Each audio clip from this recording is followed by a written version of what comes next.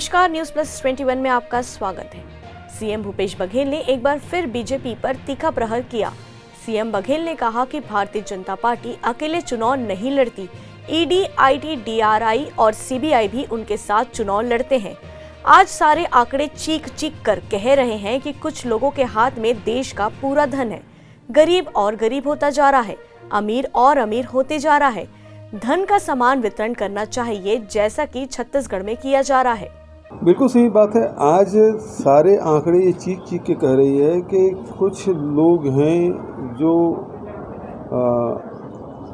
देश का पूरा धन कुछ लोगों के हाथ में पहुंच रहा है और गरीब है वो और गरीब होते जा रहे हैं। Middle class, lower middle class, गरीब लोग ये और गरीब होते जा रहे हैं। तो ये धन का समान वितरण होना चाहिए, जैसे कि हम छत्तीसगढ़ में कर रहे हैं। राहुल जी ने जो कहा कि लोगों की जेब में पैसा पहुंचना चाहिए, तो हम किसान न्याय योजना, गोधन न्याय योजना, श्रमिक के लिए न्याय योजना और तेंदुपत्ता संग्राहक है, लघु वनोपज संग्राहक है, उनके पास पैसा और उनको वैल्यू एडिशन करके लोगों के आय बढ़ाने का। तो यही गांधी जी का रास्ता है, जिसे हम स्वराजी गांव हम छत्तीसगढ़ में जो अडॉप्ट किए हैं, जो ग्राम स्वराज्य की कल्पना थी, वो यही है कि सभी लोगों में देश का धन है, वो सभी लोगों में समान रूप से वितरित होना चाहिए, सबको अवसर मिलना चाहिए। राहुल गांधी ने कहा कि पैसा पहुंचना चाहिए लोगों की जेब तक। हम किसान न्याय योजना, गोधन न्याय योजना,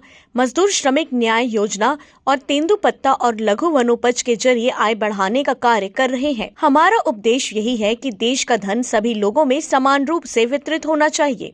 कल राहुल जी आए, 3 घंटा का समय था, 5.5 घंटा वो समय दिए और चाहे वो राजीव गांधी भूमिहीन श्रमिक न्याय योजना की शुरुआत हो, चाहे राजीव युवा मितान क्लब की शुरुआत हो, चाहे वो न्यास सेवाग्राम का शिलान्यास और अमर जवान ज्योति के शिलान्यास, 4 बड़े कार्यक्रम और सरकार के द्वारा किए गए कार्यों के जो सभी जो हितग्राही हैं उससे मुलाकात और जो काम हो रहे हैं उसका निरीक्षण उन्होंने किया। और बड़ी संख्या में देश के गांधीवादी लोग आए थे, चिंतक, विचारक लोग आए थे। तो कल बहुत बड़ा छत्तीसगढ़ के लिए दिन था। केंद्र बजट में आय दोगुनी नहीं होने पर सीएम बघेल ने कहा कि केंद्र की कथनी और करनी में बहुत अंतर है। चाहे 2 करोड़ लोगों को रोजगार देने की बात हो या फिर 2022 तक किसानों की आय दोगुनी करने की बात हो, केवल इस सरकार ने सपने दिखाने का कार्य किया है। आज नौजवान सड़क पर हैं। यह देश के लिए चुनौती है। इस रास्ते से आत्मनिर्भर भारत नहीं बन सकता।